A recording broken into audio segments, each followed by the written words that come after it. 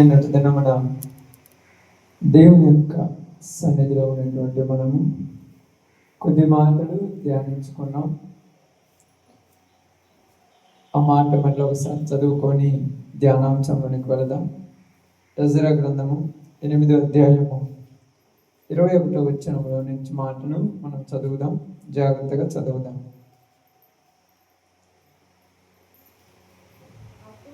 అప్పుడు దేవుని సన్నిధిని మమ్మును మేము దుఃఖపరుచుకొని మాకును మా చిన్నవారికి మా ఆస్తికిని శుభ ప్రయాణము కలుగునట్లుగా ఆయనను వేడుకొనుటకు అహావా నది దగ్గర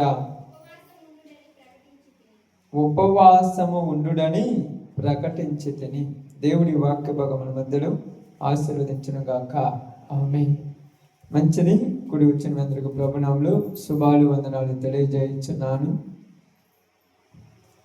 నిన్నటి దినమున మా నిమిత్తమును అనేటువంటి మాటను మనం ధ్యానించుకున్నాం. నిన్నటి దినమున మనం మాట్లాడుకున్న మాటను బట్టి మన పర్సనల్ జీవితంలో దేవునికి వ్యతిరేకముగాను, దేవుని యొక్క చిత్తమునకు వ్యతిరేకముగాను మన చూపుల ద్వారాను, మాటల ద్వారాను, ఆలోచనల ద్వారాను మనము వ్యతిరేకము చేసి ఉంటే ప్రభువా మమ్మల్ని క్షమించి మాకు మంచి మేలు దయచేయమని నిన్న తెలుసుకొని దాని గురించి మనం తెలుసుకున్నాం. ఈ దినమందు మా కుటుంబముకును, మా పిల్లలకును అంటే మా కుటుంబమునకును, మా ఆస్తికిని శుభ ప్రయాణము కలుగు చేయము. కాబట్టి 2వ దినమున కుటుంబముల గురించి మాట్లాడుకుందాం. చాలా జాగ్రత్తగా గమనిద్దాం.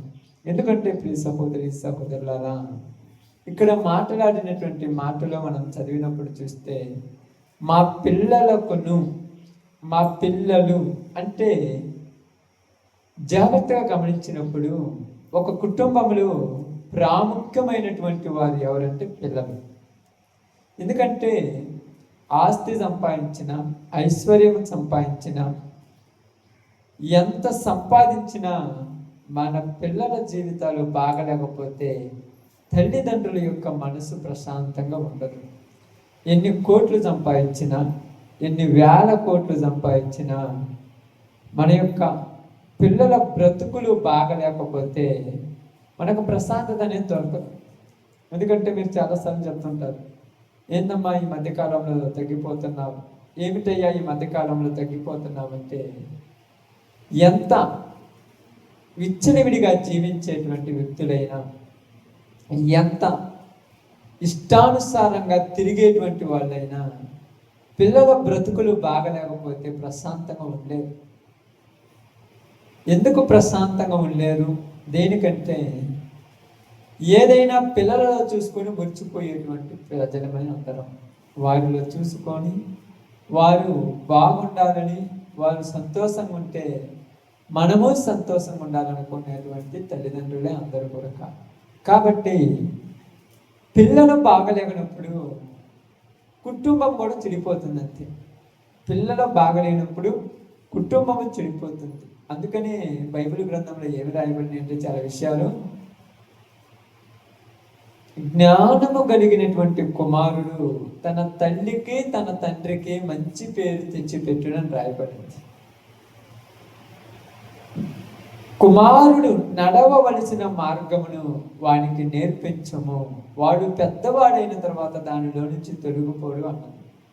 ఎందుకంటే కుటుంబములో పిల్లలు బాగలేకపోతే నువ్వు ఎంత సంపాదించినా నీ పిల్లలను ఇంటికి వచ్చి చూసుకున్నప్పుడు, వాళ్ళ జీవితాలను చూసినప్పుడు ఒక్కసారిగా నీకు తెలియని ఒక బాధ, ఒక్కసారిగా నీకు తెలియని ఒక ఏదైనా, పెళ్ళిడికి వచ్చిన పిల్లలు ఉంటారు, వాళ్ళకి తగిన సమయంలో వివాహం కాదు, వివాహమైనటువంటి పిల్లలు ఉంటారు, అన్నాదమ్ముల మధ్య ఎప్పుడూ గొడవలే, కొట్లాటలు, పొలము దగ్గర, ఇళ్ళ దగ్గర, ప్రతి దాని దగ్గర గొడవలు పట్టుకుంటూ ఉంటే, పెళ్లి కాని పిల్లలు కొడుక ప్రతి చిన్నదానికి ఇంట్లో గొడవలు పెట్టుకుంటుంటే ఆ తల్లిదండ్రులకు నరకయాతనే.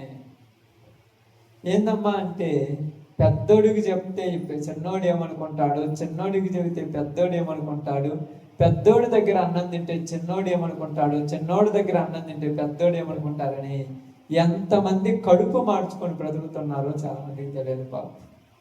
ఎందుకంటే పెద్దోడి దగ్గర అన్నం తింటారు అనుకొని పోయి చిన్నోడు ఏమంటారంటే మొత్తం సంపాదించిన వాడికే కడుతున్నావు అంటారు. చిన్నోడి దగ్గర పోయి తిన్నారనుకోండి, పెద్దోడు ఏమంటాడు, నీకు చిన్నోడు అంటే ఇష్టం, అసలు మేమంటే పడదు, అన్నీ వాడికి కడుతున్నావు, అసలు నేను నీకు పుట్టానో పుట్టలేదని కూడా అడుగుతారు ఈ రోజుల్లో. అంతే కదా అడిగేది. అదే నేను పుట్టింటే నాకు పెడతావు కదని. ఎందుకంటే ఇద్దరి మనసును ఒకటిగా చేసుకొని ఇద్దరు ఒక మాట మీద ఉంటే ఆ సంతోషం మీరు తినకపోయినా ఉన్నా లేకపోయినా ఇంటి నిండా పిల్లలు ఉండి ఒకరితో ఒకరు కలిసి మెలుసుకుంటుంటే ఆనందమే వేరు. కానీ మాకును మా పిల్లల విషయానికి వచ్చినప్పుడు మనం ఈరోజు ఆలోచిద్దాం. బైబిల్ గ్రంథంలోనికి వెళ్ళి ఒక కుటుంబాన్ని తీసుకొని ఈరోజు ఒక కుటుంబం గురించి మాట్లాడుకొని ప్రార్థన చేసుకుందాం. బైబిల్ గ్రంథంలో కుటుంబములలో ప్రాముఖ్యమైనటువంటి కుటుంబం అవుతుంది. మీ అందరికీ తెలుసు, ఒక కుటుంబం ఉంది. ఆ కుటుంబం ఎవరిదంటే ఇస్సాకు కుటుంబం. ఎవరంటమ్మా? ఇస్సాకు కుటుంబం. ఇస్సాకు కుటుంబం అంటే తెలుసా? ఇస్సాకు భార్య పేరు ఏం పేరు? రిబ్కా. వారికి ఎంతమంది పిల్లలు? ఇద్దరు కవల పిల్లలు. తెలుసు కదా, ఇద్దరు కవల పిల్లలు. ఆ కవల పిల్లలు ఎలాంటి వాళ్ళంట?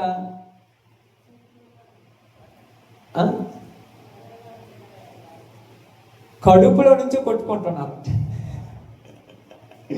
ఎక్కడంటే బయట కొట్టుకుంటే, ఇంట్లో కొట్టుకుంటే తలకానొప్పి, కడుపులో నుంచి కొట్టుకుంటున్నారంట. వాళ్ళకి పడదు ఒక్కళ్ళకి కొడక. అందుకేమన్నాడు దేవుడు మాట్లాడుతూ, నా గర్భములో ఏదో ఒక తెలియనటువంటి వేదనగా ఉన్నదంటే వాళ్ళిద్దరంట గర్భంలోనే కొట్టుకుంటున్నారంట. ఇద్దరు గర్భంలో ఏం చేస్తున్నారంట? దేనికి కొట్టుకుండేది? నేను ముందు, నేను పెద్దోని, నేను గొప్ప. ఇప్పుడు అదే కదా అందరికి కొడక. మీరేం చేస్తారు? మీ పిల్లలు పాపం, మీ అందరికీ పిల్లలంటే ప్రేమే. ఎవరికి లేకుండా ఉండదు అక్క, ప్రపంచంలో ఎవరికి పిల్లల మీద ప్రేమ లేకుండా ఉండదు. ఒకవేళ పిల్లల మీద ప్రేమ లేకుండా ఉన్నారు అంటే వాళ్ళు పాములతో సమానం, సర్పములు. ఎందుకంటే సర్పం అంట తన పిల్లలను తనే తినేస్తుందంట. పాములతో సమానం. ప్రతి వాళ్ళకి పిల్లల మీద ప్రేమ ఉంటుంది, కానీ పిల్లల కోరుకున్నవన్నీ తీర్చిచ్చేంత స్తోమత ఉండదు. అర్థమవుతుందా? ఒక ఇంట్లో ఇద్దరు పిల్లలు ఉన్నారనుకోండి, ఒక టీవీ కొనుక్కుంటాం, 2 టీవీలు కొనుక్కుంటే బాగుండు కదక్క. పెద్దోడికి ఒక టీవీ, చిన్నోడికి ఒక టీవీ అయితే వాడికి ఒక రిమోట్, వీడికి ఒక రిమోట్ ఇచ్చేసి వాడి ఇష్టం వచ్చింది వాడు చూస్తాడు, వీడి ఇష్టం వచ్చింది వీడు చూస్తాడు. కానీ ఒకే టీవీ కొని స్తోమత మంది. ఇప్పుడు ఆ ఒక్క రిమోట్ కోసం ఇద్దరు ఇంట్లో కొట్టుకుంటారు. ఈ రోజు కొట్టుకోలేదు, ఆ రోజు కొట్టుకోలేదు అంటానికి లేదు. ఇంకా ఇప్పుడు చూస్తే ఇదివరకు టీవీ, ఇప్పుడు చూస్తే సెల్ ఫోన్. ఇంట్లో 3 పిల్లలు ఉన్నారు, 2 పిల్లలు, 2 సెల్ ఫోన్ కొనిచ్చేద్దాం. ఎందుకంటే తండ్రికి ఒకటి, తల్లికి ఒకటి, ఇద్దరు పిల్లలకు చెరొకటి. 4 ఫోన్లు, 4 3 1200 నెలొచ్చులో పని. ఇవన్నీ కాదనుకోండి, ఒక ఫోను తండ్రి దగ్గర ఉంటుంది, ఒక ఫోన్ ఇంట్లో కొని పెట్టేస్తారు. ప్రతి ఒక్కరు అంతే చేస్తారు. ఇంట్లో ఒక ఫోన్ ఉండాలి, బయట ఎప్పుడు మాట్లాడటానికి అనుకుంటారు. ఇప్పుడు ఈ ఒక్క ఫోన్ దగ్గర ఇంట్లో కొన్ని 2 పిల్లలు కొట్టుకుంటుంటారు. ఇప్పుడు అమ్మ వస్తుంది, అమ్మని అడుగుతారు, నాకు ఫోన్ ఇవ్వమని చెప్పంటారు. ఇప్పుడు తల్లి, రే చిన్నోడు కీలేరు అంటే పెద్దోడు ఏమంటాడు? అడిగిపోదనుకొని కూర్చుంటాడు. రే ఇప్పుడు దాకా ఆడుకున్నావు, అన్నకి ఏమంటే ఈడు అడిగిపోదనుకొని కూర్చుంటారు. అప్పుడు ఏమనిపిస్తుంది తెలుసా? అసలు ఫోనే కొనుక్కొని ఉంటే బాగుండు అనిపిస్తుంది. గోడ ఏ ఇళ్లలో లేకుండా చెప్పండి, గోడ ప్రతి ఇంట్లో ఉండేది. లేకుండా 2 3 పిల్లలు ఉన్న ఇళ్లలో గోడ లేకుండా ఉండనే ఉండదు. మీరు అనుకుంటారు వాళ్ళిద్దరు ప్రశాంతంగా తింటూ కూర్చుంటూ నాకు సంతోషం అంటారు. అది కలలే. ఏమంటారు అంటే కలలే కానీ భ్రమలే కానీ అది జరగదు. అంతే కదక్క. ఒకే ఒక పిల్లోడు ఉంటే నాకు చెప్పలేములే, వాళ్ళకి ఏమి ఇబ్బంది లేదు. ఆడపిల్ల మగ పిల్లోడు ఉన్నా కూడా కొట్టలేదు. అంతే కదక్క. రే అక్కలేరు పానీ రెండు ఒప్పుకుంటా, నీకు ఆయమంటే ఇష్టం, నేనంటే ఇష్టం లేదంటారు. ఇప్పుడు ఇస్సాకు రిబ్కాల జీవితంలో వాళ్లకు కమల పిల్లలు పుట్టారు. ఎవరు వాళ్ళు? యాకోబు, ఏశావు. వీళ్ళిద్దరు పుట్టారు. వీళ్ళిద్దరూ చిన్నప్పటి నుంచే కొట్టుకొని వస్తున్నారు. చిన్నప్పటి నుంచే, పెద్ద అయిన తర్వాత కాదు, చిన్నప్పటి నుంచే కొట్టుకొని వస్తున్నారు. కావాలంటే ఆదికాండంలో ఆ సందర్భం ఒకసారి చదువుదాం. ఆదికాండం అంటే చూడండి ఆ సందర్భం.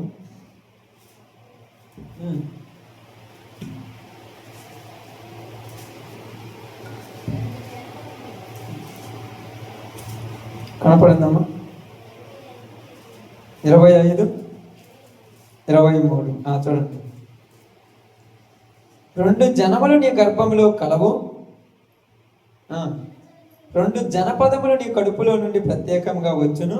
ఒక జనపదము కంటే ఒక జనపదం బలిష్టమై ఉండును. పెద్దవాడు చిన్నవానికి దాసుడవును అనెను. ఇంకా కొద్దిగా ముందుకు పోతే ఉంటుంది. ఏమంటది? 21 వచ్చిన చూడడం. 21. ఇస్సాకు భార్య గుడ్రాలు గనుక అతడు ఆమె విషయమై యెహోవాను వేడుకొనెను. యెహోవా అతని ప్రార్థన వినెను గనుక అతని భార్య అయిన రెబ్కా గర్భవతి ఆయను. ఆమె గర్భంలో శిశువులు ఒకనితో ఒకడు పెనుగులాడిని గనుక ఇలాగైతే నేను బ్రతుకుట ఎందుకని అనుకొని ఈ విషయమై యెహోవాను అడుగ వెళ్ళెను. గర్భంలో వీళ్ళిద్దరు పెనుగులాడుతుంటే ఆమె తట్టుకోలేక ఏమంటుంది తెలుసా? ఏమని మాట్లాడుతుంది? ఎలాగైతే నేను బ్రతకలేను. పుట్టి పెరిగి పెద్దోళ్ళి కళ్ళ ముందు కొట్టుకుంటుంటేనే అది వేరు. గర్భంలో కొట్టుకుంటున్నప్పుడు ఆమె బాధ భరించలేదు. ఇలాగైతే నేను బ్రతుకుటే ఎందుకు? ఓకే, ఏదో రకంగా గర్భంలో నుంచి పిల్లలు బయటకు వచ్చారు. బయటకు వచ్చిన వాళ్ళు పెరిగి పెద్దోళ్ళు అవుతున్నారు. పెద్దవారు అయిన తర్వాత ఎలాగ జరుగుతున్న సంఘటన మీ అందరికీ తెలుసు. ఒకళ్ళతో ఒకళ్ళు అలాగే ఉంటున్నారు. ఒక దినమున ఇస్సాకుకు మాంసం తినాలనిపించింది. యాకోబు పోయి ఏశావు మాంసాన్ని వేటాడటానికి వెళ్ళాడు. యాకోబు వాళ్ళ తల్లి రిబ్కా యొక్క ప్రయత్నం వలన యుక్తి చేత మాంసం ఏర్పాటు చేసి ఇస్సాకుకు పెట్టించాడు. ఇస్సాకు తిని యాకోబును దీవించెను. ఇంతవరకు మీ అందరికీ తెలిసిందే. ఇక్కడ ఒక విషయాన్ని మీకు చదివిస్తాను, బాగా గమనించండి. ఆదికాండము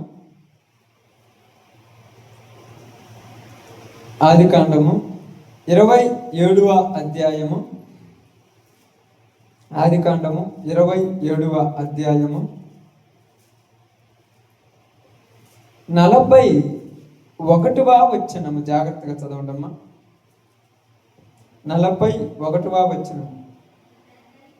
తన తండ్రి యాకోబుకిచ్చిన దీవెన నిమిత్తము ఏశావు అతని మీద పగబట్టెను. మరియు ఏశావు నా తండ్రిని గూర్చిన దుఃఖ దినములు సమీపముగా నున్నవి. అప్పుడు నా తమ్ముడైన యాకోబును చంపెదను అనుకొనెను. నా తమ్ముడైన యాకోబును చంపెదను అనుకొనెను. ఎంతలావు పగంట అక్క? ఎంతలావు పగంట? చంపుకుండేంత పగ ఉండొచ్చా? శత్రువుల మధ్య చంపుకునేంత పగ ఉన్నా ఒప్పుకుంటారు. వేరే వాళ్ళు చంపుకునేంత పగ ఉన్నా ఒప్పుకుంటారు. ఒక తల్లికి పుట్టినటువంటి పిల్లలిద్దరూ ఒకడు చంపాలన్నంత పగ వచ్చింది. నా తల్లికి ఎక్కడ సంతోషం ఉంటుంది చెప్పండి? కొట్టుకుంటారనుకుంటే 2 రోజులు కొట్టుకున్న తర్వాత బాగుంటారు అనుకోవచ్చు. లేదు, తిట్టుకుంటారనుకుంటే ఈ పూట తిట్టుకుంటారు, మళ్ళీ 4 రోజుల తర్వాత బాగుంటారు అనుకోవచ్చు. అంతటి పగ కాదంటే ఇది చంపుకున్నంత పగ.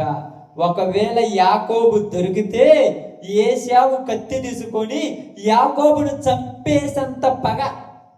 అందుకని చదువుకుంటున్నాం తర్వాత చూడండి. రిబ్కా తన పెద్దవాడైన ఏశావు మాటలను గూర్చి వినినప్పుడు ఆమె తన చిన్న కుమారుడైన యాకోబుని పిలిపించి అతనితో ఇట్లైనను, ఇదిగో నీ అన్నయ్యైన ఏశావు నిన్ను చంపెదనని చెప్పి నిన్ను గూర్చి తన్ను తాను ఓదార్చుకొనుచున్నాడు. కాబట్టి నా కుమారుడా, నీవు నా మాట విని లేచి హారానులోనున్న నా సహోదరుడు లాబాను నొద్దకు పారిపోయి నీ అన్న కోపము చల్లారు వరకు నీ అన్న కోపము నీ మీద నుండి తొలగి నీవు అతనికి చేసిన వాటిని అతడు మరచు వరకు లాబాను వద్ద కొన్నాళ్ళు ఉండుము, అప్పుడు నేను అక్కడ నుండి నిన్ను పిలిపించదను. ఒక్కనాడే మీ ఇద్దరిని నేను పోగొట్టుకొననేలా. మీ అన్న ఎలాగున్నాడంటే ఇప్పుడు నీ మీద విషమ చిమ్ముతున్నావు. నువ్వు చేసిన పనికి నీ మీద విషమ చిమ్ముతున్నాడు. కాబట్టి ఇప్పుడు ఒకవేళ మీ అన్నకు కనపడ్డావా చంపేస్తాడు. కొట్టేది కుట్టేది కాదు, చంపేస్తాడు. అంటే తల్లి గర్భములో నుంచి పుట్టిన అన్నకు తమ్ముడికి చంపుకోవాలన్నంత కోపం వస్తుంది. అసలు చెప్పండి, ఉంటదక్క? చిన్నప్పుడు ఒకే పల్లెంలో తింటారు, చిన్నప్పుడు ఒకే చోట ఉంటారు, చిన్నప్పుడు ఒకళ్ళని ఊరన్న కొడితే వీడు సపోర్ట్ బాయ్ మా అన్నను కొట్టేవేంద్ర అంటాడు, మా తమ్ముడి మీదకి నువ్వు ఎందుకు వచ్చావని ఇద్దరు కలిసి మెలిసి ఉంటారు. ఇప్పుడు ఒక వయసు వచ్చిన తర్వాత అన్న మీదకి తమ్ముడు కత్తి తీసుకొని పోయేంత పగేంది అసలు నాకు అర్థం కాదు. పోవటం కరెక్టేనది? బాగా ఆలోచించండి. ఇలా పోవటం కరెక్టేనా? ఇప్పుడు తమ్ముడు అన్న దగ్గర పోయి రే మీ తమ్ముడే కదా అని చెబితే ఏమంటాడు? చెప్పండి అక్క. అదే కదా, ఇప్పుడు చంపుతానన్నంత కోపం. మామూలుగా అయితే తిట్టుకుని అంటారు కాబట్టి పెద్ద పట్టించుకోరు. చంపుతానన్నంత కోపం ఉంది కాబట్టి అన్న దగ్గరికి తల్లి పోయి నీ తమ్ముడే లేరా వదిలేయి అంటే అన్న తన తల్లిని ఏమంటాడు? అంతే అంటాడా? అడ్డమొత్తే నీ గుత్తి మీద కాలేసి నొక్కేస్తానంటాడు. తల్లికేంది, తండ్రి వచ్చినా తప్పేస్తానంటాడు. పగ అంత నీచమైన స్థితికి తీసుకుపోద్ది మనిషిని. పగ అన్న తమ్ముడు అక్క చెల్లెలు తల్లి తండ్రి అనేది గుర్తుంచడు. ఈ పగ మనిషిని నీచమైన ఘోరమైన హీనమైన పరిస్థితులకు తీసుకుపోద్ది మనిషిని. అది పగ. పామైనా పగ పట్టితే మానుకుంటదేమో కానీ మనిషి పగబడితే మానుకోడు. చాలా మంది అనుకుంటారు వాడు మర్చిపోడు అనుకుంటారు. మర్చిపోడు, లోపల దాచిపెట్టుకొని ఉంటూనే ఉంటాడు. జాగ్రత్త. దెబ్బతిన్న పాము 12 రోజులు ఉంటుందంట. మామూలు సాధారణంగా అయితే మనిషిని కాటేసిన దాకా. ఒకవేళ కాటేయకపోతే 6 నెలల తర్వాత తను తానే చంపుకుంటుందంట. కొంతమంది శాస్త్రవేత్తలు చెప్పినప్పుడు ఏమన్నారు, 6 నెలల వరకు పగతో వెయిట్ చేస్తుందంట. 6 నెలల దాకా దొరకకపోతే తానే నేలకు కొట్టుకొని చచ్చిపోతుంటారు. అంతలో పగ.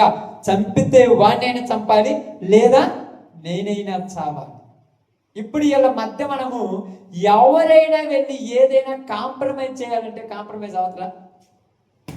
తల్లి చెప్పినా వినరు, తండ్రి చెప్పినా వినరు, అన్న తోబుట్టులు చెప్పినా వినరు. ఎందుకంటే అన్న తమ్ముడి మీద పగతో ఉన్నాడు. అక్కడ అదే రాయబడింది. ఏశావు యాకోబు మీద పగతో తన తమ్ముడైన యాకోబును చంపెదను.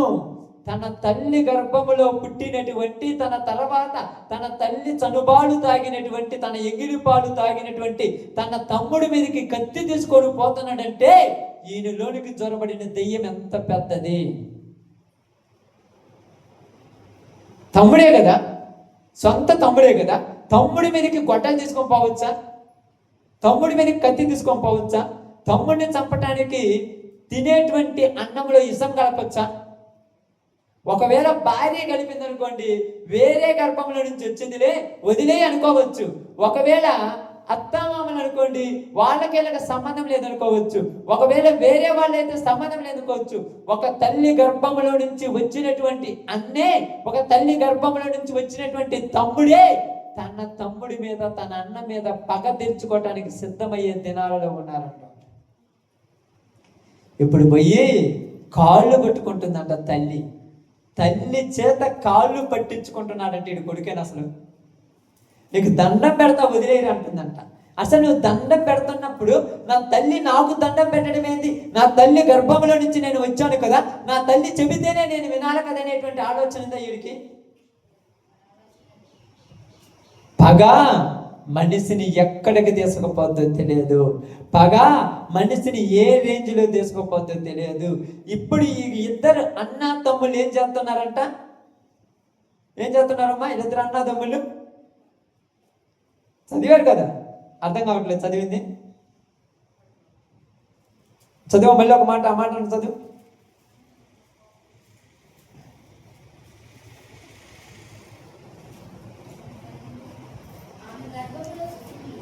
అది కాదమ్మా, 28 అధ్యాయం 20 వచ్చిన 27:41. తన తండ్రి యాకోబు ఇచ్చిన దీవెన నిమిత్తము ఏశావు అతని మీద పగబట్టెను. యాకోబు ఇచ్చిన దీవెన, యాకోబు ఒకళ్ళకి ₹1 ఇచ్చాడు. ఇప్పుడు ఏమనాలి? నువ్వు నిజంగా నా తండ్రి అయితే వాడికి ఎందుకు ఇచ్చావని యాకోబు మీద కూడా కోపపడుతున్నాడు. ఇప్పుడు మోసం చేసి తీసుకున్నాడు. నా ఇష్టం వచ్చిన వాళ్ళకి నేను ఎంత అడగటానికి నువ్వు సంపాదించినవా? ఇప్పుడు తల్లిదండ్రులు ఉన్నారక్క, తల్లిదండ్రులు సంపాదించారు, వాళ్ళ బుద్ధి గుడ్డోళ్ళకి ఇచ్చుకుంటారు. నీకెందుకు అవసరమా? నువ్వేమైనా సంపాదించినవా? నువ్వేమైనా కూడబెట్టినవా? నువ్వేమైనా పొద్దుగోగులు చెమటోర్చి పొలానికి పోయి ఇరగబడి ఏమైనా చేసినవా? కన్న తండ్రి మీద కన్న తల్లి మీద పగ పెట్టుకున్నారంటే వాళ్ళ మనుషులు అనాలా, జంతువులు అనాలా? పక్కన వాళ్ళ మీద పగ ఉందంటే కామనే, ఉండొచ్చులేరని. నీ గర్భం ఇచ్చినటువంటి తల్లి మీద, నిన్ను కన్నీ పెంచి పోషించినటువంటి తండ్రి మీద పగ పెంచుకోవచ్చా? ఇప్పుడు అంటున్నాడు, యాకోబు తన కుమారుడైన ఇస్సాకు తన సహోదరుడైన యాకోబుకి ఇచ్చిన దీవెన నిమిత్తము ఏశావు తన సహోదరుడైన యాకోబు మీద పగబట్టి అతన్ని చంపేదాకా నేను నిద్రపోను అంటున్నాడు. ఇప్పుడు యాకోబుని చంపాలని ఏశావు ఏం చేశాడు? పగబట్టాడు. నిద్రపోవట్ల రాత్రిలో ఏం చేస్తున్నాడు? రాత్రిలో ఏం చేస్తుండక ఆ మంచం మీద పదార్థం కూర్చోట్ల అటు లేస్తున్నాడు, ఇటు తిరుగుతున్నాడు. ఈడికంటే పగొండి నిద్ర పట్ల వదిలేస్తే బాగానండి. పగొంది కాబట్టి నిద్ర పట్ల. తమ్ముడు భయంతో వాడిని నిద్రపోవట్ల. పోయన్న మా అన్న ఎప్పుడు నుంచి నన్ను చంపుతారని భయంతో వాడిని నిద్రపోవట్ల. ఇంట్లో వీళ్ళిద్దరు నిద్రపోవట్ల. ఒక పక్క తల్లి, ఒక పక్క తండ్రి ఇద్దరు కాపలా కాస్తున్నారు. యాడొచ్చి ఒకరి మీద ఒకటి పడి చచ్చిపోతారు. ఇప్పుడు ఇల్లు సంతోషంగా ఉందా? ఆమేన్. చూడండి, మా పిల్లల నిమిత్తము ఎందుకు పిల్లల కోసము ప్రార్థనలు చేయాలంటే, పిల్లలు బాగులేకపోతే నీకు సంతోషం ఉండదు. పిల్లల సమాధానం లేకపోతే నీకు సంతోషం ఉండదు. పిల్లలు చెడిపోతే నీకు ఆనందం ఉండదు. అందుకని యాకోబుని ఏశావు చంపాలని పగబట్టినప్పుడు రిబ్కాకు ఇస్సాకుకు కంటి మీద కునుకు లేకుండా పోయింది. ఆ రోజుల్లో ఏడుస్తున్నారు. అయ్యా, ఇప్పుడు ఏమంటున్నాడు? యాకోబు దగ్గరకు వచ్చి రిబ్కాకు చెబుతుంది, అయ్యా నీకు దండం పెడతానయ్యా, మీ అన్న నిన్ను చంపేలోపు. ఎందుకంటే ఇప్పుడు మీ అన్నకు నీ మీద ఏమందంట? చంపాలన్నంత పగ ఉన్నది. అక్కడ అదే రాయబడింది 43. కాబట్టి నా కుమారుడా, నువ్వు నా మాట విని లేచి హారోములను నా సహోదరుడు లాబాను నద్దకు పారిపోయి నీ అన్న కోపము చల్లారు వరకు. ఎప్పటి వరకు అంట? కోపం చల్లారుద్దక్క. ఇప్పుడు చెప్పండి, కోపం చల్లారుద్దా? మీరు ఒకవేళ కోపం చల్లారింది, పైకి బాగా మాట్లాడుతున్నంత మాత్రాన కోపం చల్లారదు. ఆ లోపల దీవెనలు చూసినప్పుడు, వాడు సంపాదించుకున్న ఆస్తిని చూసినప్పుడు, వాడు సంపాదించుకున్న పొలమును చూసినప్పుడు లోపల రగిలిపోతుంది. అసలు ఇవన్నీ ఈయన వరకు వచ్చి అనుకున్నావా? నన్ను మోసం చేసి లాక్కున్నాడు, ఈయన్ని అవకాశం లేదులే, ఒక్కడ దొరికితే నరికేస్తాననే తట్టున్నాడు. వాడు కష్టపడి సంపాదించుకున్న ఓర్చుకోలేదక్క. ఇప్పుడు ఎవరైనా కష్టపడి సంపాదించుకుంటారు అనుకో, వాడు ఇప్పుడు వచ్చి అన్నకాడికి వచ్చి, మీ తమ్ముడు నీకంటే చిన్నోడైనా ఎట్లా బాగా సంపాదించుకుంటా చూడు, రే మీ అన్న నీకంటే కొద్దిగా బలహీనుడైనా ఎంత బాగా సంపాదించుకుంటే చూడంటే ఏమంటారు తెలుసా? మా అమ్మ మా నాన్న వాడికి పెట్టారు కాబట్టి సంపాదించాను, అసలు మా అమ్మ మా నాన్న చంపేయాలంటున్నాడు మొదట. వీళ్ళిద్దరూ వాడికి చెయ్యని ఇచ్చిర్రా, నాకు ఏ రోజైనా చెయ్యని ఇచ్చిర్రా, నాకు ఏ రోజైనా కనీసం ₹1 ఇచ్చిర్రా? అసలు నిజంగా వీళ్ళు మంచోళ్ళు కాదంటారు. ముందు వీళ్ళిద్దరు చంపి తర్వాత వాడిని చంపేసి నేను ఒక్కడిని ఏలుకోవాలంటారు. ఇప్పుడు ఊరికి ప్రశాంతత ఉంది ఆ ఇంట్లో. ఎవరికైనా ప్రశాంతంగా ఉన్న వాళ్ళు ఉన్నారో చెప్పండి. ఆ ఇంట్లో తండ్రికి ఆ వృద్ధాప్యంలో ఆ మంచం కాడ పప్పుకున్నాడు, కళ్ళు కాని రాకుండా. ఏం జరిగిందంటే, ఏం చేయమంటావు నాన్న? యాకోబు వచ్చి నా దీవెన తీసుకుపోయారంటే, పోతే పోనీ పానీయమంటే, అరే ముసలివాడ నువ్వు ఒక తలకా నొప్పి దీవెనలన్నీ ఇచ్చేసావు. ఇప్పుడు రిప్కమ్మ కాడికి పోయి, ఏందమ్మా నువ్వు చేసింది, నన్నేం చేయమంటావు అంటే, మొత్తం చేసింది మీరిద్దరే. కావాలని మనం చేశారమ్మా. రిప్కమ్మ ఆ లోపల ఉన్నటువంటి ఆ యొక్క ఏట మాంసం తీసుకొచ్చి వండించి యాకోబుకి తీసుకెళ్ళేసి ఇసాకు పెట్టమన్నది. పెట్టాడు. కావాలని 2 జాతర. ఇసాకు కూడా కావాలని దీవించలా, ఏసావని దీవించాడంట రాయబడింది అక్కడ. నీ స్వరం ఏం తిట్టుంది, ఒక్కసారి దగ్గర తడివి చూస్తానంటే మనోడు కుయుక్తి. ఇప్పుడు ఎంత పగతో ఉన్న కుటుంబం అది. ఈరోజు ఇలాంటి పగతో ఉన్న కుటుంబాలు ఎన్ని ఉన్నాయో చెప్పండి. 100కు 95 ఉన్నాయి. 5 కుటుంబాలలో పెద్ద పగలేనట్టుంది. ఎవరిని ఓర్చుకోవట్లేదు ఈ రోజులలో. ఎవరి మీద పడి ఉండట్లేదు. ఎందుకంటే ఒక రక్తంలో నుంచి వచ్చి, ఒక గర్భంలో నుంచి వచ్చి, మనం అన్నట్టుగా ఒకేటువంటి ఏరులో నుంచి వచ్చినటువంటి వాళ్ళకే పడటం లేదక్క ఈ రోజులలో. తెలుసా? అన్న తమ్ముడు, అక్క చెల్లెలు, అన్న చెల్లెలు. అన్నను చెల్లెల బతిమలాడుతుంది. ఏమంటుంది? అయ్యా నన్ను క్షమించన్నా, మీ బావని ఏమనొద్దు, నీ కాలు పట్టుకుంటే అడ్డమత్తే నిన్ను కూడా చంపేస్తాను. అరే ఒక్కసారైనా గుర్తు రావట్లేదు నీ కుటుంబాలు నీకు? అరే నీ జీవితం నీకు గుర్తు రావట్లేదా? అసలు నీ బంధువులు, నీ యొక్క తోబుట్టులు నీకు గుర్తు రావటం లేదా? రేపు వాడు చచ్చిపోతే నువ్వు కూడా ఏడవాలని గుర్తు రావటం లేదా? నువ్వు కూడా కళ్ళబెట్టి నీళ్ళు పెట్టుకుంటావు తెలుసా? నీకు కూడా తెలియకుండా ఒక ఏడుపు వచ్చేస్తా తెలుసా? లోపల ఒక బాధ వచ్చేస్తా తెలుసా? వాడు లేడన్న లోటు దినదినమో నిన్ను ఏడిపిస్తుంటా తెలుసా? మనిషికి పుట్టిన దెయ్యము తోడబుట్టిన వాడిని చంపించేదాకా ఈయన నిద్రపోనివ్వదు. ఈయనకి సపోర్ట్ మళ్ళీ చాలా మంది, అసలు నువ్వేంది ఎంత తక్కువగా ఉన్నావు, నువ్వేంది ఎలా ఉన్నావు, నేనై ఉంటేనా? ఇప్పుడు ఈడు చెప్పాలి, నేను మా అన్న మీదకి పోతా, నువ్వు మీ అన్న మీదకి పోమని చెబితే అప్పుడు బాగుండేడు. వాడు ఏం చేసుకుంటారు? డబ్బులు తగలబెట్టుకుంటారా? డబ్బులు తగలబెట్టుకోరు. నువ్వు కొన్న 50 ఎకరాలలో కనీసం ఒక సెంటు భూమిలో కూడా నేను బెటర్, నీకు అర్థమవుతుందేమో. ఆ భూమిలో పెడితే రేపు ఆ భూమి ఎవరు కొనరని తీసుకెళ్ళి వాగులలో వంకలలో నూగుతారు నిన్ను. నీకు అర్థమవుతుందో కాలేదు? ఆ 50 ఎకరాలలో 1 ఎకరాలు పెడతారా? అది కూడా ఏమంటాడు? పనికిరాని ఒక మూలను గుంత చూస్తాడు. ఆ గుంత పక్కన ఇది పనికిరాదు అని చెప్పేసి అనాదినం భూమిలో పెట్టేస్తాడు. రిజిస్ట్రేషన్ భూమిలో యూరిని పెట్టరు. ఇదే జరుగుతుంది ఇక్కడ. సమాజము ప్రారంభం నుంచే ఒక్క రక్తములో నుంచి వచ్చిన వాళ్ళకి గొడవలు స్టార్ట్ అయినాయి. అక్కడ ఒక్క రక్తమే కొట్టుకు చత్తుంటే దెయ్యం కూర్చొని నవ్వుకుంటూ ఉందంట. అక్కడ అన్న తమ్ముడి మీదకి, తమ్ముడు అన్న మీదకి కత్తులు తీసుకోబోతుంటే దెయ్యం పక్కన కూర్చొని అంతే. దేవుడు అంటున్నాడు, నీకేమవుతుందంటే వాళ్ళు ప్రశాంతంగా ఉంటే నాకు మనశ్శాంతి ఉండదు అంటుంది దెయ్యం. కొట్టుకుండేది వీళ్ళైతే ఏడ్చేది వృద్ధాప్యంలో ఉన్నవాళ్ళు అంటారు. రే మీరందరూ ఒకళ్ళేరా, మీరు కొట్టుకుంటే ఎట్రా అని అంటుంటే, ఎవడసలు ఆడికి నాకేం సంబంధం? అప్పుడప్పుడు చాలా మంది అంటే ఏమంటున్నాడు యాకోబు, ఏమంటున్నాడు సరే యేషావు ఏమంటున్నాడు యాకోబులు, అసలు నాకు వాడు తమ్ముడేంది? నాకు అసలు వాడు తమ్ముడు కానే కాదు, వాడు ఊరుగు పుట్టిండో. ఏందన్నమాట ఊరుగు పుట్టిండా? ఆ మాటలో అర్థం తెలుసా?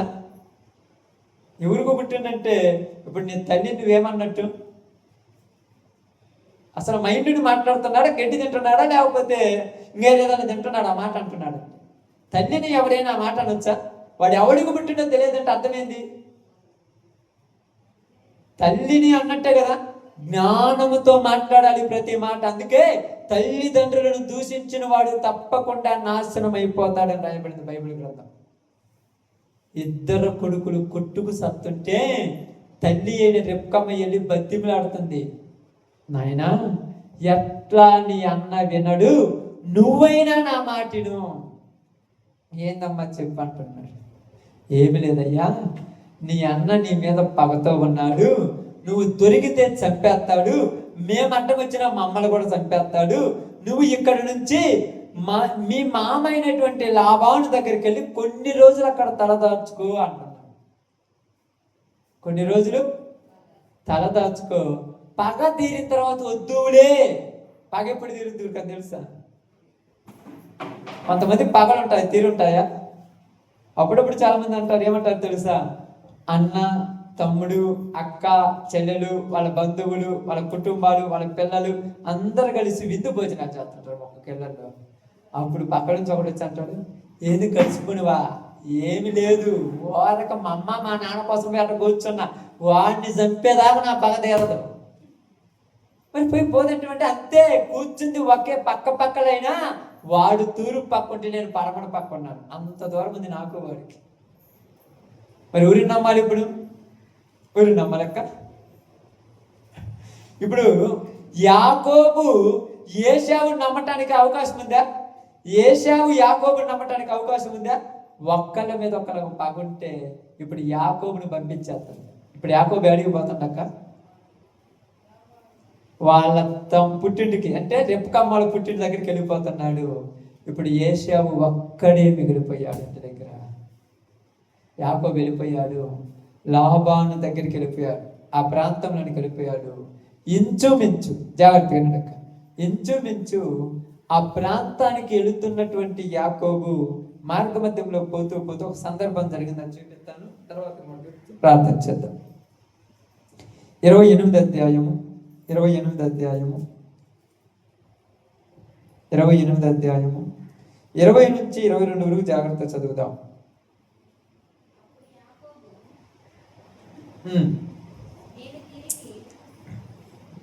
ఇప్పుడు యాకోబు ఏం చేస్తున్నాడంటమ్మా, అక్కడి నుంచి బైర్షెబా నుండి బయలుదేరి ఆరాబు వెనుకడు వెళ్ళుచుండగా ఒకానొక చోటుకి వెళ్ళాక పొద్దుగూకిందంట. ఏంటంటక్క? ప్రశాంతంగా నిద్రపోతున్నామా? ఆమేన్. ఒకానొక చోటుకి వెళ్ళాక పొద్దుగూకిందంట. పొద్దుగూకితే ఏం చేస్తారు సాధారణంగా చెప్పండి అక్క? నిద్రపోతాం. పొద్దుగూకితే నిద్రపోతాం. పొద్దున్నే నిద్రపోయినట్టు అది దరిద్రం. ఊరికే నాకంటే ఇక నిన్న కూడా చెప్పాను అదే మాట. పొద్దున్నే ఎవరికి నిద్ర రాకూడదు, పగులు ఎక్కువ నిద్ర రాకూడదు. పగులు ఉన్నది పనులు చేసుకోవటానికి, మన మీద ఒకటి ఆలోచించడానికి, రాత్రి ఉన్నది నిద్రపోవటానికి. పొద్దుగూకింది, నిద్ర వచ్చింది. ఒక స్థలానికి వెళ్ళగానే ఆడికి వెళ్ళిన వెంటనే ఏం చేశాడు తెలుసా? పండుకున్నాడు. ఒక రాయి తీసుకొని తల కింద పెట్టుకొని పండుకొని నిద్రపోయాడు. అప్పుడు కలలు ఆకాశం నుంచి భూమి మీదకి ఒక నిచ్చెన కనపడింది. పై నుంచి కిందకి, కింద నుంచి పైకి దేవదూత తిరుగుతున్నట్టు కనపడింది. అలా చూసినాడు, అక్కడ దేవుని ప్రార్థన చేసుకున్నాడు. అది జరిగింది. తర్వాత అక్కడ ఒక ప్రార్థన చేశాడు. ఏమని చేస్తున్నాడు అంటే జాగ్రత్తగా నండి, 20 చదువున్నాడు. అప్పుడు యాకోబు, నేను తిరిగి నా తండ్రి ఇంటికి క్షేమముగా వచ్చినట్లు దేవుడు నాకు తోడయి ఉండి నేను వెళుతున్న ఈ మార్గంలో నన్ను కాపాడి తినుటకు తినుటకు ఆహారమును, ధరించుకొనుటకు వస్త్రములను నాకు దయచేసిన ఎడల యెహోవా నాకు దేవుడై ఉండును.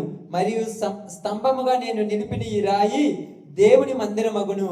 మరియు నీవు నాకిచ్చు యావత్తులో 10వ వంతు నిశ్చయముగా నీకు చెల్లించుదునని మొక్కుకొనెను.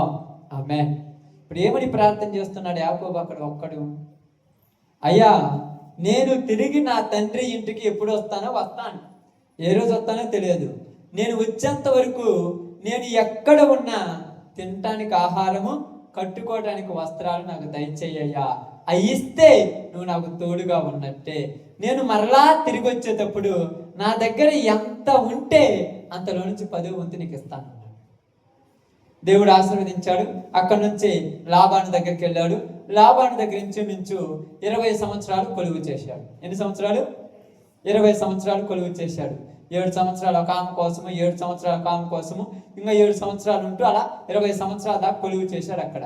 20 సంవత్సరాలు అయిన తర్వాత మరలా యాకోబు ఏం చేశాడంటే, యాకోబు తన భార్యలు, తన పిల్లలను అందరిని తీసుకొని మరలా తన తండ్రి ఇంటికి రావాలని సిద్ధమైపోయాడు. జాగ్రత్తగా ఉండండి. మరలా తన తండ్రి ఇంటికి రావాలని సిద్ధమైపోయాడు. ఇప్పుడు తన తండ్రి ఇంటికి రావాలని సిద్ధమైనటువంటి యాకోబు గురించి ఇప్పుడు మనం మాట్లాడుకుందాం. బాగా చూడండి, బైబిల్ గ్రంథంలో నుంచి ఆదికాండము 32 అధ్యాయము 1వ వచనం నుంచి జాగ్రత్తగా చదవండి. యాకోబు తన త్రోవను వెళ్ళుచుండగా దేవదూతలు అతనిని ఎదుర్కొనిరి. యాకోబు వారిని చూసి ఇది దేవుని సేన అని చెప్పి ఆ చోటికి మహనయీమని పేరు పెట్టెను. యాకోబు ఏదోము దేశమున అనగా సెయూరు దేశమునున్న తన సహోదరుడైన ఏశావు నొద్దకు దూతలను తనకు ముందుగా పంపి, మీరు నా ప్రభువైన ఏశావుతో ఎంతవరకు నేను లాబాను నొద్ద నివసించి ఉంటిని, నాకు పశువులు గాడిదల మందలు దాసు జనమును కలరు. నీ కటాక్షం నా యందు కలుగునట్లుగా నా ప్రభువునకిది తెలియచేయ నంపితినని నీ సేవకుడని యాకోబు అనెను అని చెప్పమని వారికి ఆజ్ఞాపించారంట. ఇప్పుడు అక్కడ నుంచి యాకోబు ఎక్కడికి పోవాలి? ఇంటికి రావాలి. మళ్ళా ఇంటికి రావాలంటే ముందు ఇంచుమించు ఎన్ని సంవత్సరాలైంది? 20 సంవత్సరాలైంది. ఇంకా అటు ఇటు 20 సంవత్సరాల పైన కానీ తక్కువేం కాల. 20 సంవత్సరాలైన తర్వాత యాకోబుకు భార్యలు ఉన్నారు, తెలుసు కదా, రాహేలు, లేయా, జిల్పా, బిల్ఫా. వీళ్ళు 4 ఉన్నారు. వాళ్ళకు పుట్టినటువంటి 12 మంది కుమారులు ఉన్నారు మొత్తం. వీళ్ళందరినీ కూడా తీసుకొని వస్తూ ఉన్నాడు. తన యొక్క పనిని బట్టి తనని బట్టి వీళ్ళందరినీ తీసుకొని వస్తున్నాడు. తీసుకొని వస్తున్నప్పుడు ఊరికి వెళ్ళాలి కదా, తన పుట్టింటికి వెళ్ళాలి కదా, తన తండ్రి దగ్గరికి వెళ్ళాలి కదా. ఊరికి వెళ్ళాలన్నప్పుడు యాకోబుకి ఏం గుర్తొచ్చింది? అన్న గుర్తొచ్చాడు. ప్రేమతోనా? ఆమె ప్రేమతోనా? ఎన్ని సంవత్సరాలు అయింది? 20 సంవత్సరాలైనా అన్నపగ తీరిందా? అన్నపగ తల్లారిపోయింటుందా? నేను బాగానే నన్ను కౌగిలించుకోడు అనుకున్నాడా? 20 సంవత్సరాలైనా మా అన్న పగ తీరదేమో, మనిషి పగ సత్యదాకా తీరదాం. 20 సంవత్సరాలైంది. ఇప్పుడు ఇంటికి పోవాలన్న కోరిక ఉంది, కానీ అన్నున్నాడన్న భయం. ఇప్పుడు ఏం చేశాడు తెలుసా? కొంతమందిని దాసులను ఏశావు నొద్దకు పంపించాడు. పంపించి ఏశావుతో మాట్లాడమని చెప్తున్నాడు. ఏమని? ఇదిగో నీ తమ్ముడైనటువంటి యాకోబు ఎంతవరకు లాబాను నొద్ద నివాసం చేశాడు. అక్కడికి వెళ్ళిన తర్వాత లాబాను దగ్గర పనిచేస్తున్నటువంటి నీ తమ్ముడైనటువంటి యాకోబు చాలా సంపాదించుకున్నాడు. మేము అతని దాసులము. దయచేసి మీరు నా యజమానుడైనటువంటి యాకోబును క్షమించండి అని బ్రతిమలాడటానికి కొంతమందిని పంపించాడు. ముందు ఒక గుంపు పోయింది, ఏశావుతో మాట్లాడింది, కుదరలా. మరలా ఇంకొక గుంపును పంపించాడు. కొంత డబ్బు, బాగానండి, కొంత డబ్బు. కిందికి చదువుకుంటారండమ్మా. 6వ వచనం చూడండి. 6వ వచనం జాగ్రత్త చదవండి. ఆ దూతలు యాకోబు నొద్దకు తిరిగి వచ్చి, మేము నీ సహోదరుడైన ఏశావు నొద్దకు వెళ్ళితిమి, అతడు 400 మందితో నిన్ను ఎదుర్కొని వచ్చుచున్నాడని చెప్పగా.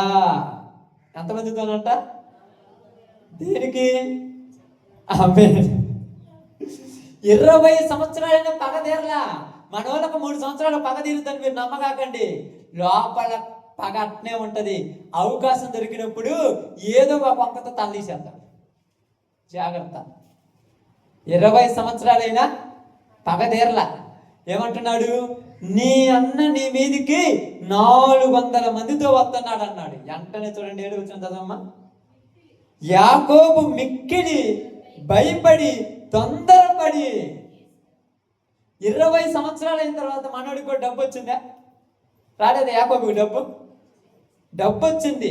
పిల్లలు పుట్టారా? భార్య ఉన్నారా? ఆస్తి ఉన్నదా? అయినా భయపడుతున్నాడు. దేనికి? ఇప్పుడు చెప్పాలి, దేనికి? కొద్దిగా భయస్తుడా? అనగాబట్ట భయపడేది కొద్దిగా భయస్తుడేనా? ప్రాణ భయం. ఏ భయం? రెండోది, నేను చేసింది తప్పు. ఆమేన్. తప్పు చేసిన వాడు చచ్చేదాకా లోపల భయం అట్నే ఉంటుంది. పైకి బాగున్నా నేను పర్ఫెక్ట్గా ఉన్నాను కానీ అంత లేదు, లోపల అది తెలియని ఫీలింగ్ అంతే. మరలా ఏం చేశాడంటే 9 వచ్చిన చదవమ్మా. ఏశావు ఒక గుంపు మీదకి వచ్చి 8 ఏశావు ఒక గుంపు మీదకి వచ్చి దాన్ని హతము చేసిన ఎడల మిగిలిన గుంపు తప్పించుకొని పోవుననుకొని తనతోనున్న జనులను, మందలను, పశువులను, ఒంటెలను 2 గుంపులుగా విభాగించను. అప్పుడు యాకోబు, నా తండ్రి అయిన అబ్రహాము దేవా, నా తండ్రి అయిన ఇస్సాకు దేవా, నీ దేశమునకును నీ బంధువుల యొద్దకు తిరిగి వెళ్ళుము, నీకు మేలు చేసేదనని నాతో చెప్పిన యెహోవా, నీవు నీ సేవకునికి చేసిన సమస్తమైన ఉపకారములకును సమస్త సత్యమునకును అపాత్రుడను.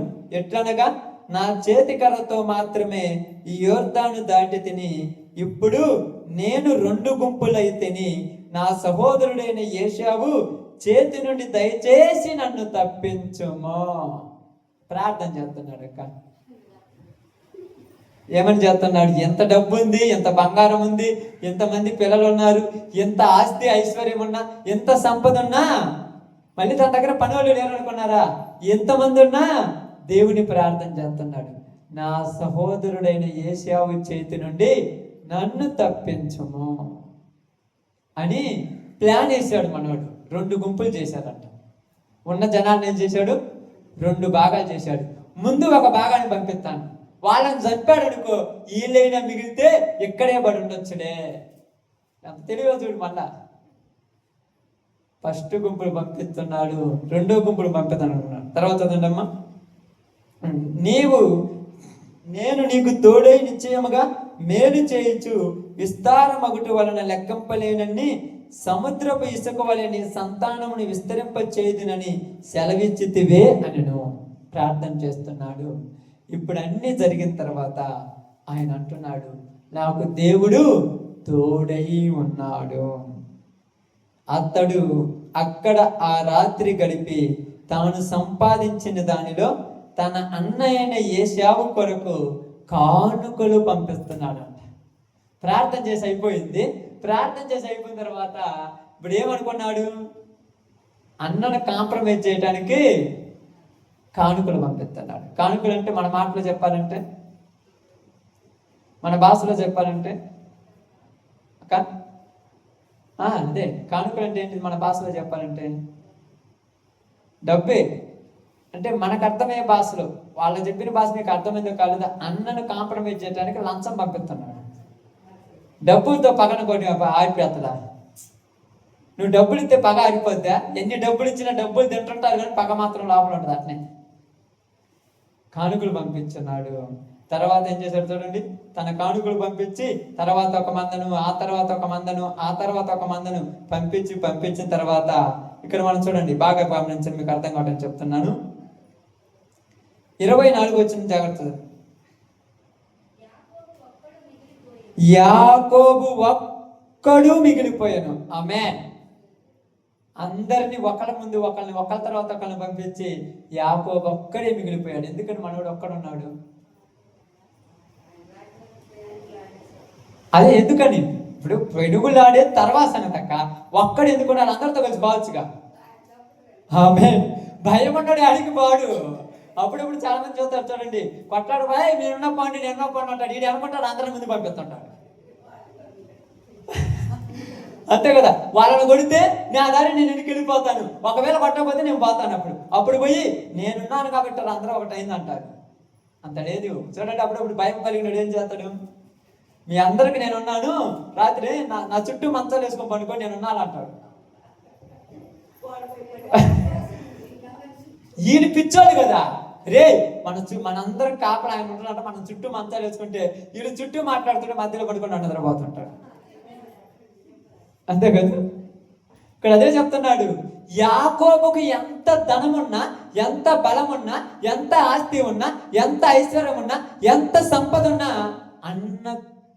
అన్నము మీద ఉన్న భయం పోవట్లేదు. రాత్రి ఒక్కడి మిగిలిపోయాడు.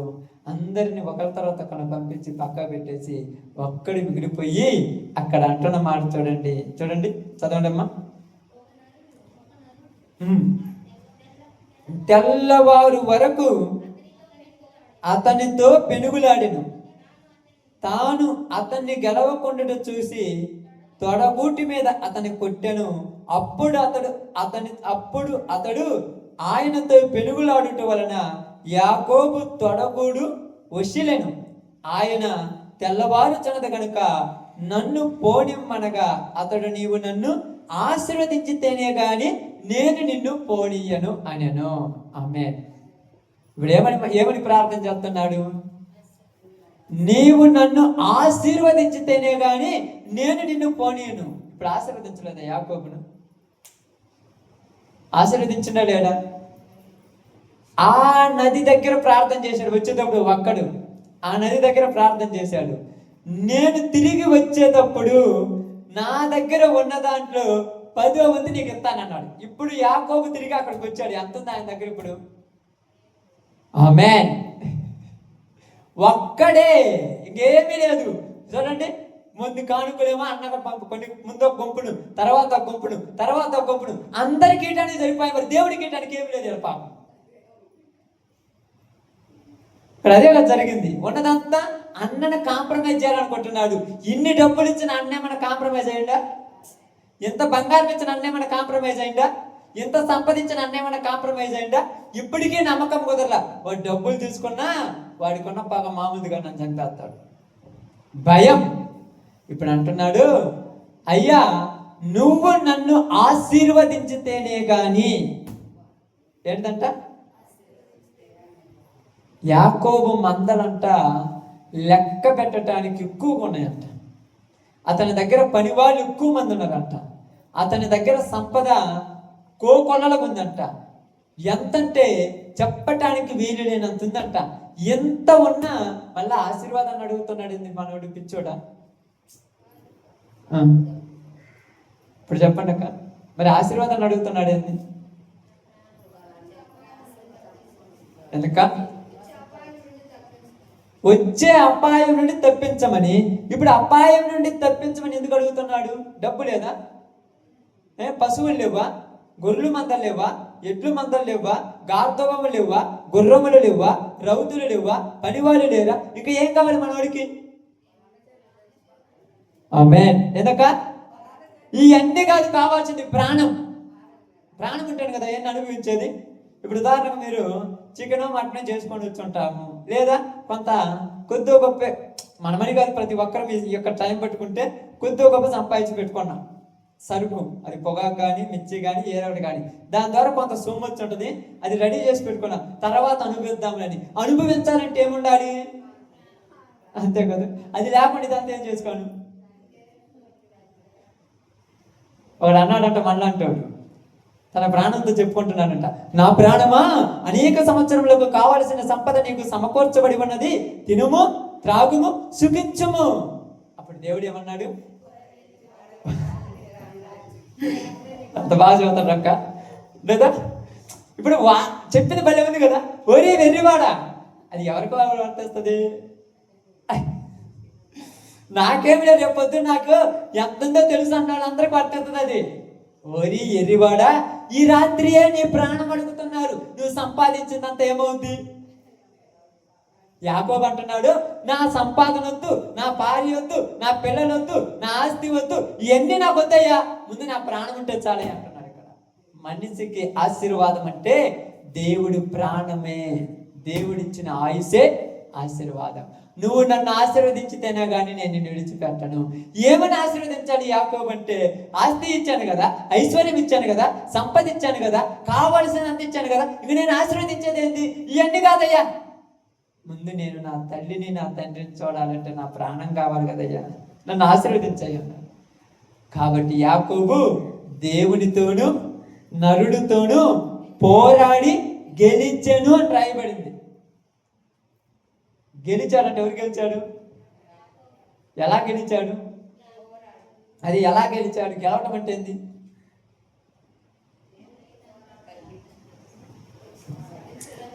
ఇప్పుడు దేనికోసం అతను పోరాడింది మొత్తము? ప్రాణం కావాలి. ప్రాణం ఏడుంది? ఆయన కన్నుంది. మరి దానికోసం పోరాడేది ఎందుక మన్న చేతుల నుంచి నన్ను తప్పించబడాలంటే మన్న మనసులోకి ఏమి రావాలి? ఆమేన్. పగక మించిన మంచి రావాలి. ఇప్పుడు మన్న మనసు మార్చమని ప్రార్థన చేస్తున్నారు. అక్కడ మనందరం ఆయన ప్రాణం గురించి ప్రార్థన చేస్తున్నారు అనుకుంటున్నామేమో.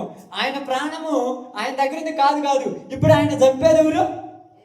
వాళ్ళ అన్న మా అన్న మనసు మార్చయ్యని ఇలా ప్రార్థన చేస్తున్నాడు. మా అన్న మనసు మారితే నన్ను చంపేయాడు. మా అన్న మనసు మారితే నాకు బాధ ఉండదు. మా అన్న మనసు మారితే నాకు కష్టాలు ఉండవు. మా అన్న మనసు మారితే నాకు శోధనలు ఉండవు. వాళ్ళన్న ఇప్పుడు ఎలా ఉన్నాడు? 400 మందిని అంటేసుకొని చేతిలో కత్తి పెట్టుకొని పగతో ఉన్నాడు. పగతో ఉన్నవాడి మనసు మారపరచమని ప్రార్థన చేస్తున్నాడు. జరుగుద్దా? నిజంగా నమ్ముతున్నారా? ఆమేన్. నమ్ముతున్నారా? దేవుడు తలుచుకుంటే 20 సంవత్సరాల పగే మారిపోతే నీ కుటుంబంలో ఉన్న నీ భర్త జీవితము, నీ పిల్లల జీవితం ఎందుకు మారదు? నేను యాకోబులాగా ప్రార్థన చేయలేదంటావా? అంతే కదక్క. ఇప్పుడు 20 సంవత్సరాల పగ మారిపోయింది కదా. ఇన్ని డబ్బులు, ఇంత బంగారము, ఎన్ని దాసీలు, మొత్తాన్ని కానుకల మీద కానుకలు పంపించి ఏశావు యొక్క పగ కొద్దిగా చల్లారాలనుకుంటుంటే, ఇంత చల్లార్చాలనుకున్నా అతడు మాత్రం చల్లారట్లా. అప్పటి నుంచి ఏమవుతుందంట పగ రోజు రోజుకి. మనం చెట్లు వేస్తాం చూడు, వేప చెట్లు, అదేది రావి చెట్లు, మర్రి చెట్లు వేస్తాం చూడు, రోజు రోజుకి చెట్టు ఏమవుద్ది? అలాగే ఏశావు మనసులో నుంచి పగ కూడా రోజు రోజుకి ఏమవుతుంది? ఇన్ని సంవత్సరాల పగ ఇన్ని సంవత్సరాల పగను ఒక్కసారిగా కోగిటేర్లతో సహా పీకేయాలి. మరలా లోపల ఏరున్నా ఏమవుద్ది? కోగిటేర్లతో సహా పీకేయాలి. కొట్టేస్తే సావదది, కొట్టేస్తే చత్తదా చెట్టు? లేకపోతే మీరు మిషన్లు వచ్చాయి కదా, దీంతో కోసేస్తే చత్తదా? కోసేసిన తర్వాత దాని మీద పెట్రోల్ పోసి మళ్ళీ దాని మీద నిప్పు పోసి అంతా చేసినా లోపల కేరు ఉంటుంది, కోగిటేరు అంటారు. అది చచ్చేదాకా పోదు. అది చంపాలంటే దేవుని వల్లే అవుతుంది. ఈరోజు మన కుటుంబాలలో, మన జీవితాలలో, మన పిల్లల దగ్గర కానీ, భర్తల దగ్గర కానీ, భార్యల దగ్గర కానీ, అన్నల దగ్గర కానీ, తమ్ముల దగ్గర కానీ ఇలాంటి దేవునికి వ్యతిరేకమైన సాతాను సంబంధమైనది ఏదో ఒకటి ఉన్నది. అది కోగిటేరుతో సహా పీకేయాలి. ఎవరు పీకేస్తారు? రాత్రంతా పెనుగులాడినట్టు. ఎలాగంటే చూడండి, హోషేయ గ్రంథంలో అనుకుంటానమ్మా, హోషేయ గ్రంథంలో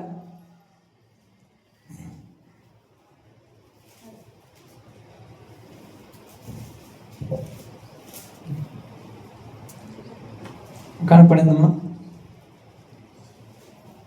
హోషేయాలు అనుకుంటా 12వ అధ్యాయంలో 11వ అధ్యాయం ఇక్కడ ఉంటుంది. 12:3 అంటాం చూడండి. తల్లి గర్భమందు యాకోబు తన సహోదరుని మడమను పట్టుకొని మగసిరి గలవాడై అతడు దేవునితో పోరాడెను. ఎలా పోరాడిందంట చూడండి. అతడు దూతతో పోరాడి జయమందెను. అతడు కన్నీరు విడిచి అతన్ని బతిమాలెను. బేతేలులో ఆయన అతనికి ప్రత్యక్షమాయెను. అక్కడ ఆయన అతనితో మాట్లాడెను. ఏం చేశాడంట? కన్నీరు విడిచి మోకాళ్ళ మీద కూర్చొని రాత్రి అంతా, ప్రభువా నువ్వు నన్ను ఆశీర్వదిస్తేనే కానీ నేను నుంచి బానని ఏడుస్తున్నాడంట. నువ్వు పోమన్నా నువ్వు ఆశీర్వదిస్తే కానీ నేను బానంటున్నాడంట. ఏం కావాలి యాకోబు నీకంటే? నీ ఆశీర్వాదం కావాలన్నాడంట.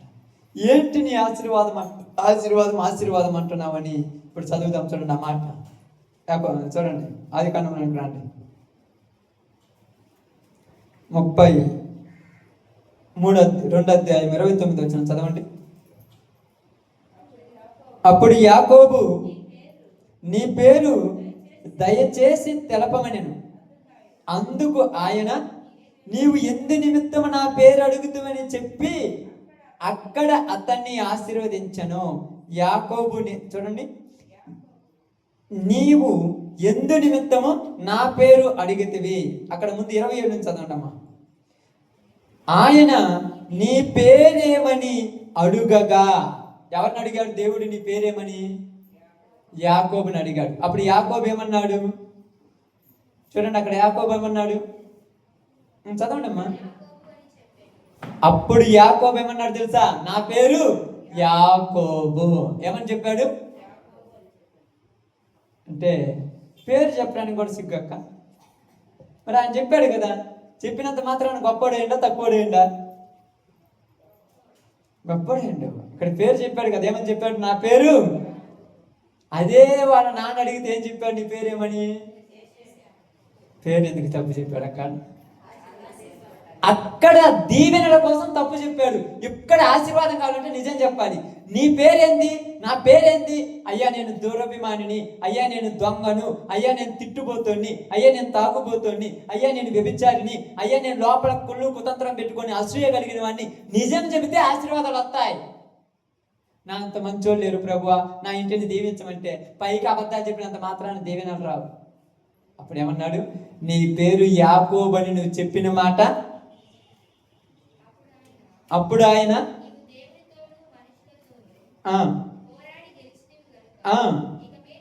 ఇక మీదట నీ పేరు ఇశ్రాయేలే గాని యాకోబు అనబడదని చెప్పాను. పేరేం చేశాడు? ఇక్కడ మార్చాడు. ఏమని మార్చాడు? ఇశ్రాయేలుని మార్చాడు. యాకోబు అని పేరు బాగలేదా? ఇశ్రాయేలుని మార్చాడు. ఇప్పుడు చెప్పండి అక్క, యాకోబు అని పేరు బాగలేదు, ఇశ్రాయేలు ఎందుకు మార్చాడు? అందుకని ఆ పేరు వద్దన్నామా? దేవుడికి నచ్చలా కదా, అందుకని పేరు మారుద్దామా? ఇశ్రాయేలు అని పేరు ఎందుకు మార్చాడంటే, ఇక నుంచి నీలో యాకోబు సంబంధమైన బుద్ధులు ఉండకూడదు కాబట్టి యాకోబు ఈ రోజుతో చచ్చిపోయాడు, ఇశ్రాయేలుగా నువ్వు బతుకని చెప్తున్నాను. మనము కూడా బాప్తిసం తీసుకున్నప్పుడు పేరు మార్చమంటే పేరు మార్చుకున్నాను. ఇప్పుడు నా పేరు ప్రకాశ్ అని పెట్టుకున్నంత మాత్రం నేను ప్రకాశించను. జీవితం మారితే పేరు మారినట్టు. ఏదంతా పిలిస్తే మీ జీవితం మారకుండా యేసు అని పిలుస్తున్నాడు, జీవితం మారకుండా యేసు అని పిలుచుకుంటేమి, లేకపోతే యోహాన్ అని పిలుచుకుంటే ఉపయోగం ఏముంది? పేరు తగినట్టుగా తీరు మారాలి. చాలా మంది అంటారు మీరు పేరు ఎందుకు మార్చుకుంటారు? నేను ఒకటే చెప్తాను, నేను అసలు నా పేరు కూడా మారవద్దు, నా పేరు ఫస్ట్ అని పేరుతోనే పిలవ, నేను అనిపిస్తున్నాను, నేనేం పట్టించుకోను. ఎందుకయ్యా మరి అట్టంటున్నామంటే పేరులో ఏమీ లేదు, జీవితంలో ఉంది ఇది అంతా. పేరు మాత్రం ఇది పెట్టుకొని పోయి మందు షాపు కడుక్కొని మందు తాగుతుంటే, పేరు మాత్రం ఇది పెట్టుకొని పొలంలో పోయి బూతు మాట తింటూ అబద్ధాలు ఆడుతుంటే, పేరు మాత్రం ఇది పెట్టుకొని ఇంట్లో వాళ్ళ మీద బయట వాళ్ళ మీద లేనిపోయిన అబద్ధాలు అనుమానాలు సాడీలు చెప్తుంటే ఉపయోగం ఉందా? పేరులో ఒకటి ఏదైనా పేరు పెట్టుకున్నాను, నచ్చిన పేరు, దాంట్లో ఏముంది? పేరుకు తగినట్టుగా జీవించాలి. నువ్వు నిజంగా చెప్పావు, ఇక నుంచి నీ పేరు యాకోబు అనబడదు, ఇశ్రాయేలుగా మార్చబడుతున్నాడు అన్నాడు. అంటే నీ ప్రాణము నీకు ఇస్తున్నాను. ఆమేన్. ఇప్పుడు దేవుడు ఏం చేశాడు? ప్రాణముని ఇచ్చాడు. ఇచ్చాడా? ఇప్పుడు ఏం జరిగింది చూడండి, 33వ అధ్యాయం నుంచి చదవండి. 33వ అధ్యాయం మొదటి నుంచి చదువుకుంటున్నాం. యాకోబు కన్నులెత్తి చూచినప్పుడు ఏశావును అతనితో 400 మంది మనుషులను వచ్చుచుండిరే. ఎదురో ఊరు కనపడుతున్నాడమ్మా. ఇప్పుడు యాకోబులు ఏం పోయింది? ఆమేన్. దేవుడు దీవిస్తే భయం పోద్ది, దేవుడు ఆశీర్వదిస్తే భయం పోద్ది. ఏశావును 400 మంది వస్తుంటే ఏం జరిగింది చూడండి. అప్పుడు అతడు తన పిల్లలను లేయాను రాహేలును 2 దాసీలకును పంచి అప్పగించను. అతడు ముందర దాసీలను వారి పిల్లలను, వారి వెనుక లేయాను ఆమె పిల్లలను, ఆ వెనుక రాహేలును యోసేపును ఉంచి తాను వారి ముందర వెళ్ళుచు తన సహోదరుని సమీపించు వరకు 7 సార్లు సాగిలపడి దండం పెట్టాడంట. ఫస్ట్ ఉన్నది ఎవరు? యాకోబు ఉన్నాడు. యాకోబు వెనక కొందరు, వాళ్ళ వెనక కొందరు, వాళ్ళ వెనక కొందరు, ముందర ఉన్నాడు యాకోబు అని రాబడింది. అంతేనమ్మా? వీళ్ళందరినీ వరుస ప్రకారం ఉంచి అందరికంటే ముందు ఊరిపోతున్నాడు. నీ కుటుంబానికి ముందు నువ్వు ఉండాలి. నిన్ను దాటిన తర్వాత దెయ్యం నీ ఇంట్లో పోయేటట్టు నువ్వు మారాలి. కానీ మనమే భయపడిపోతుంటే, సమస్యలు వచ్చినప్పుడు మనమే పడుతుంటే నువ్వు అందుకే నువ్వు ఎట్ట చేయబట్టే కుటుంబం ఎట్ట పడిపోయింది, ఎట్ట చేస్తే నువ్వు ముందుండి దీవించబడేటట్టుకుంటే దెయ్యం నీ ఇంట్లోనికి రాకూడదు. మరి ఏం చేశాడంటే శత్రువు ఎదురు పడ్డప్పుడు, తన అన్న ఎదురు పడ్డప్పుడు 7 సార్లు దండం పెడుతున్నాడు. సాగిల పట్టమని తెలుసక్క, నేల మీద పండుకొని అన్నా నన్ను క్షమించు, కొందరం పోయి నేల మీద పండుకొని అన్నా నన్ను క్షమించు, కొందరం పోయి నేల మీద పండుకొని అన్నా నన్ను క్షమించు. 7 మార్లు అంటే సంపూర్ణంగా నేను తప్పు చేశానన్నా నన్ను క్షమించమని ఒప్పుకున్నాడు. ఎప్పుడైతే ఈయన ఒప్పుకున్నాడో అప్పుడు తన అన్న మనసు ఏమైంది, మారిపోయింది. ఆమేన్. ఇప్పుడు ఏమంటున్నారు చూడండి, 8వ వచనం చదవండి అమ్మా. ఏశావు నాకు ఎదురుగా వచ్చి ఆ గుంపంతయు ఎందుకని అడుగగా అతడు నా ప్రభు కటాక్షం నా మీదకు వచ్చుటకే అని చెప్పాను. చదవనమ్మా. సహోదరుడా అమ్మ అదంతా కానీ 3, 4 చదువుకొని ప్రార్థన చేద్దాం. అయిపోయింది, సమయం అయింది. 3, 4 చదవండి. తాను వారి ముందర వెలుచు తన సహోదరుని సమీపించు వరకు 7 మార్లు సాగిలపడెను. అప్పుడు ఏశావు అతన్ని ఎదుర్కొని పరిగెత్తి అతన్ని కౌగిలించుకొని అతని మెడ మీద పడి ముద్దు పెట్టుకొని వారిద్దరూ కన్నీరు విడిచెరి. సంపు కావాలనుకున్న వాళ్ళు అక్కడికి వచ్చి ఏమైపోయారు, ఒకళ్ళనొకళ్ళ ముద్దు అద్దుకొని ఒకళ్ళనొకళ్ళు ముద్దు పెట్టుకుంటూ, తమ్ముడు బాగున్నావా, అన్నా బాగున్నావా, ఎన్ని సంవత్సరాలైంది నేను చూడక, పగ ఏమైంది, ఏలో ఉన్న భయం ఏమైంది, ఈయన భయము ఆయన పగ రాత్రంతా దేవునితో ప్రార్థన చేసినప్పుడే పోయింది. నువ్వు ప్రార్థన చేస్తే అన్నయ్య ఉన్నది ఎక్కడ, శత్రువుగా వస్తున్నాడు అక్కడ నుంచి 400 మందిని ఎంట పెట్టుకొని చంపేయాలని. ఇక్కడ యాకోబు ఏం చేస్తున్నాడు, అక్కడ అన్న మనసును దేవుడు మార్చాడు. ఇక్కడ నువ్వు కూర్చొని ప్రార్థన చేస్తే నీ కుటుంబంలో ఉన్న వాళ్ళ మనసు మారాలి. అర్థమవుతుందా? కష్టం కదా, కష్టమా కాదా? ఆలోచించండి, కష్టమా కాదా? కష్టమే కదా. 20 సంవత్సరాల పగను ఒక్క సెకండ్ తీసివేయగలిగిన దేవుడిని దేవుడు. నమ్మకం, ఆ నమ్మకమే దేవుడిని. కాబట్టి యాకోబు బేతేలు దగ్గర ఎవరి కోసం ఏడ్చి ప్రార్థన చేశాడు రాత్రి అంతా? అన్న కోసం. నీకు ఎవరైతే ఇబ్బంది కలిగిస్తున్నారో వాళ్ళ కోసం నువ్వు ప్రార్థనలు రాత్రంతా దేవునితో పోరాడాలి. పట్టుదల కలిగి ఆస్తి చూసుకోవాలా, అంతస్తు చూసుకోవాలా, బంధువులను చూసుకోవాలా, అందరిని విడిచిపెట్టి ఒక్కడు వచ్చి ప్రార్థన చేస్తున్నాడు. కానీ ఈరోజు ప్రార్థనకు రమ్మంటే మా బంధువులు ఉన్నారు, మా పిల్లలు ఏడుతున్నారు, మా భర్త ఏమన్నా అంటారేమో, ఇరుగు పురుగు వాళ్ళు ఏమన్నా అనుకుంటారేమో. ఎంతమందిని చూసి నువ్వు నీ కుటుంబంలో వాళ్ళ మనసు ఎలా మార్చగలవు? అరణ్యములో పిల్లలందరినీ పక్కకు పంపించి ఒక్కడు కూర్చొని రాత్రంతా ప్రార్థన చేశాడు, తన అన్నం మారాలి. ఈరోజు నువ్వు ప్రార్థన చేయగలుగుతున్నారు? ఏందమ్మా ఉపవాస ప్రార్థనలు పెట్టాం కదా, మీ కుటుంబం కోసం మీరు ఇరుకొచ్చి నా కోసం కూర్చొని ఏడ్చి నా కోసం ప్రార్థన చేయమని చెప్తున్నారు కదా, మా అందరి కోసం ఉపవాస ప్రార్థన పెట్టాను కదా, ఎందుకు రాలేదంటే ఇంట్లో కొద్దిగా సమస్య ఉంది. నీ సమస్య ఎప్పటికీ తీరదు, నీ కుటుంబం ఎప్పటికీ మారదు. అంతే. నీలో ఆసక్తి లేనప్పుడు దేవుడు ఎందుకు చేస్తాడక్క? నీకు తప్పకుండా ఇప్పుడు నా కోసమా, ఈరోజు నా కోసం ఉన్నాను, నేను ఏమన్నా ఉపవాస ప్రార్థన నా కోసం ఏర్పాటు చేసుకున్నాను ఏమన్నా? లేకపోతే నిన్న ఈరోజు రేపు ఏమన్నా మీరు రోజుకు ఒక 5,000 10,000 తెచ్చాడు నాకు ఎత్తరా ప్రార్థన పెడితే?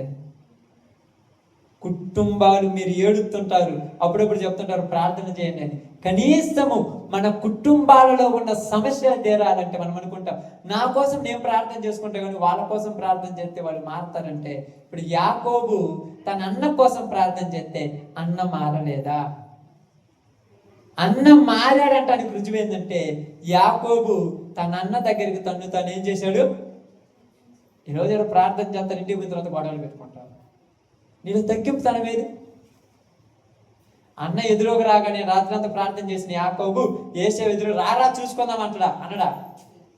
ఇప్పుడు మనం అంతే కదా అనేది. చాలా మంది ప్రార్థన ఇప్పుడు దాకా అడిగి పోయి వచ్చా వాడు ఇప్పుడు మారుతాడు. మరి మారుతారక మనం ఇక్కడ ప్రార్థన పోతాము, వాళ్ళ కోసం ఏడ్చి ప్రార్థన చేస్తాము. ఇంట్లో పోయి అటు పెట్టగానే అడిగుండి ఆడ తెచ్చిండు, ఇటు అటు ఉంటే లేకపోతే ఏ పిల్లలు నాకు కొట్టకుండా బాగుండే వాళ్ళు ఎట్ట మారుతారు? నాకు అర్థం కాలేదు. ప్రేమించటం ప్రారంభించు. తప్పు నేనే చేశానన్నా, తప్పు నాదేనన్నా, నన్ను క్షమించనని బతిమిలాడి సాగిల పడుతున్నాడు. ఎంతలా కఠినుడు హృదయమైనా మారిపోవాల్సిందే దేవుడితో పెట్టుకుంటే. కానీ మార్చే శక్తి నీ ప్రార్థనలో ఉండాలి. ఇప్పుడు చూడండి, ఇప్పుడు ఎవరి కోసం ప్రార్థన చేస్తున్నాడు?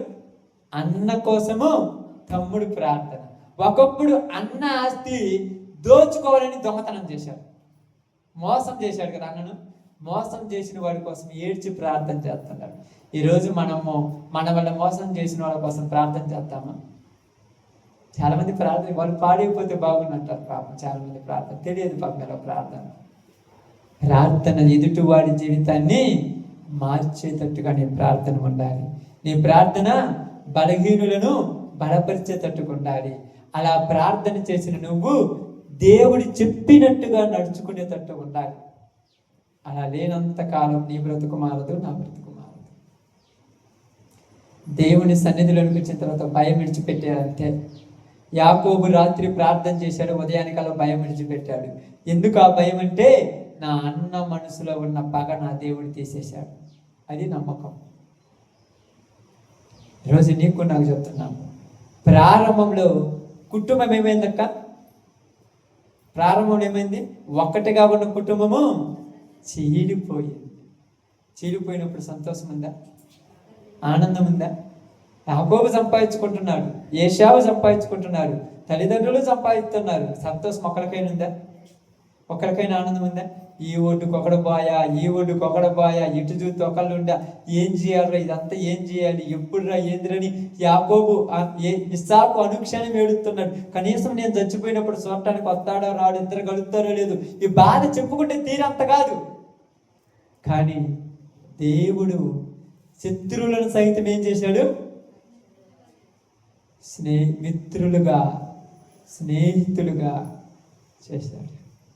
ఈరోజు నీవు నేను చేయవలసిన ఒక ప్రార్థన ఏంటంటే, నీ కుటుంబం నా కుటుంబం కోసం ఈరోజు ప్రార్థన చేయాలి.